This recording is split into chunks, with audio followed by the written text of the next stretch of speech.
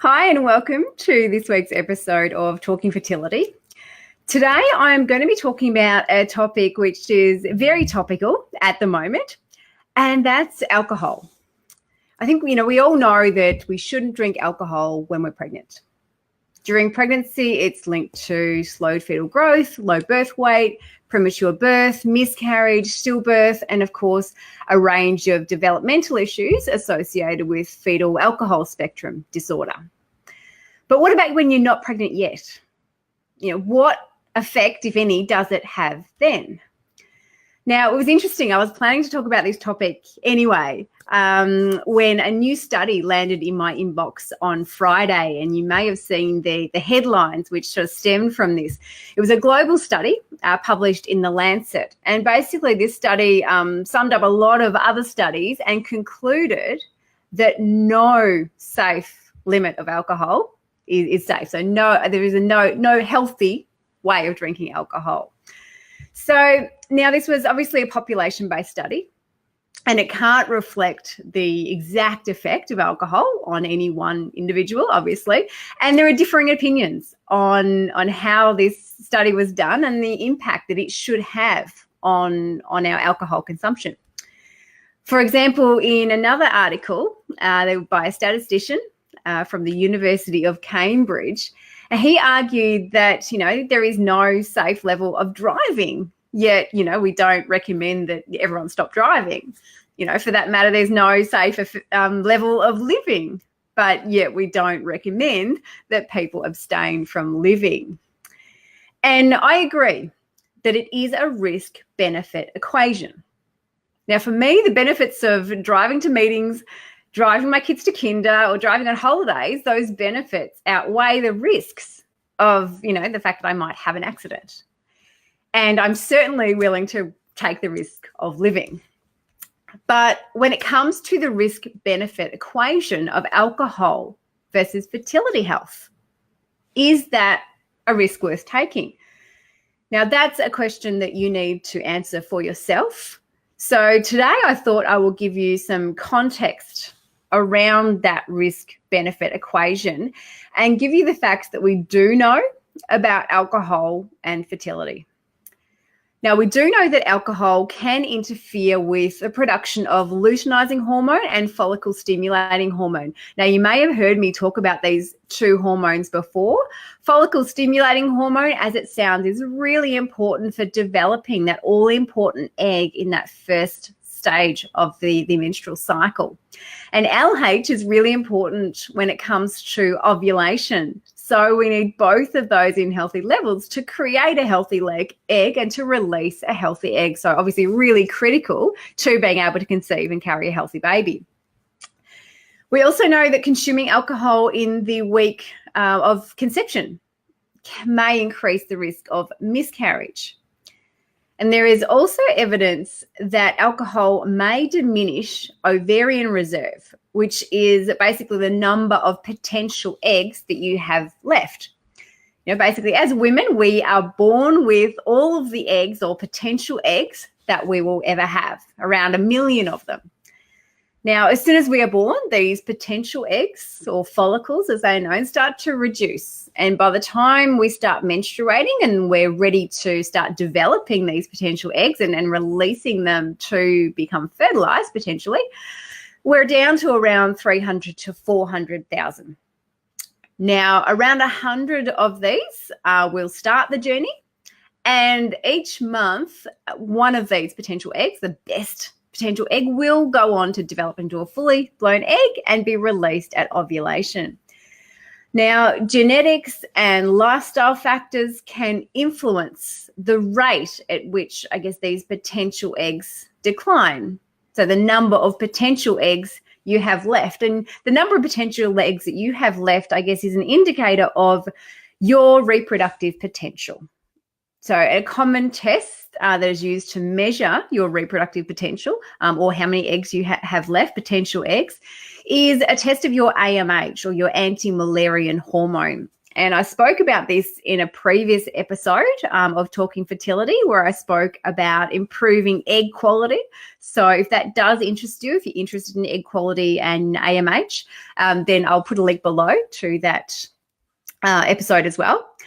But in this study, it found that women who regularly binge drank for 2 or more times a week had a 26% lower AMH level than current drinkers who didn't binge drink.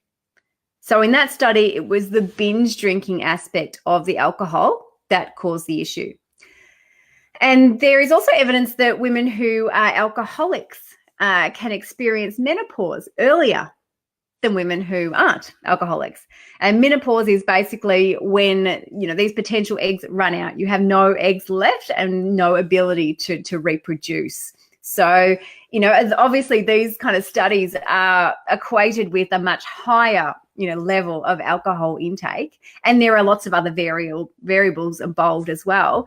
But it does show that alcohol may have an effect on fertility.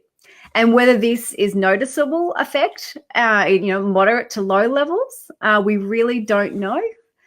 There have been some studies around IVF and assisted reproductive technologies and alcohol.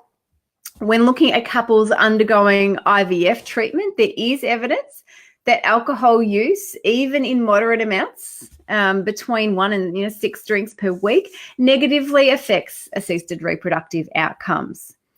One study showed a 13% decrease in the number of eggs retrieved, a 2.8 times higher chance of not achieving a pregnancy, and a 2.2 higher risk of miscarriage when women consumed 1 additional drink per day compared to those who had 1 less per day in the weeks leading up to their treatment. Now, in men, alcohol is associated with a reduced sperm quality. However, most of the studies show this correlation with a higher consumption in men. So look, the reality is the evidence is mixed and it is controversial. What we do know is that a safe amount has been identified.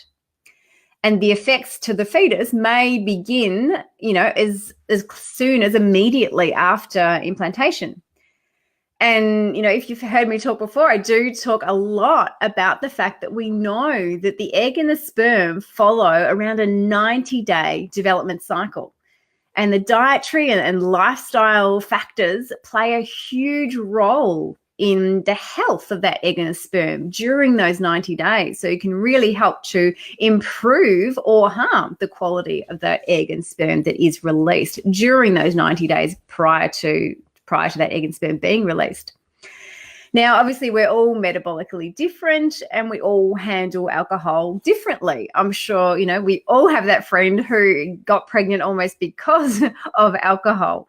Now, if you're listening to this today, that probably isn't you, and it certainly wasn't me either. But the National Health and Medical Research Council guidelines recommend that women who are trying to fall pregnant should abstain from alcohol completely. As I said, a no effect level has not been established. However, the council also suggests that the risks associated with low intake, for example, 1 or 2 drinks per week, are likely to be low, if any. But then they go on to say that they can't confirm this because there just isn't the evidence. And we likely won't have the evidence because there are so many variables when it comes to alcohol. And that's the risk-benefit equation that you need to assess for yourself.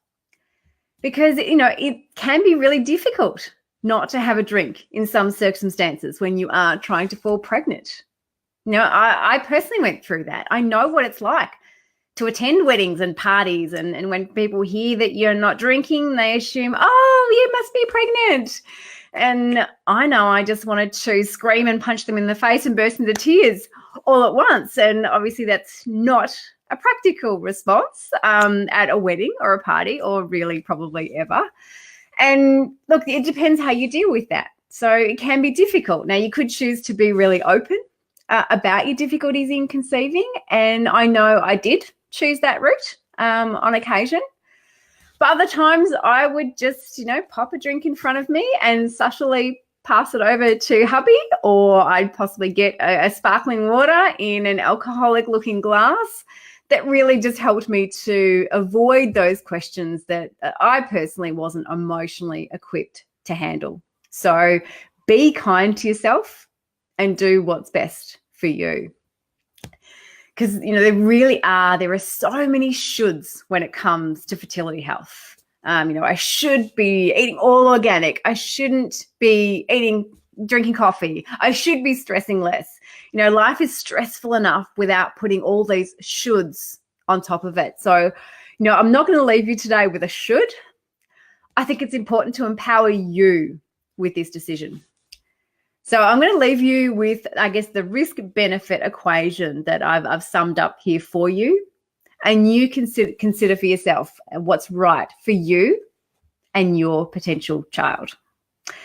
So I hope that has answered some of your questions about the impact of alcohol on fertility and possibly opened up some more for you as well. So if you have any questions or you would like more support on your fertility journey, I love the fact that I can see patients all over the place via Skype and Zoom these days.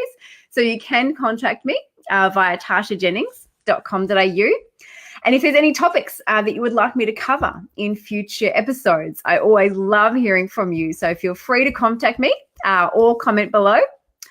So thanks for joining me for this week's episode, and I look forward to seeing you next time.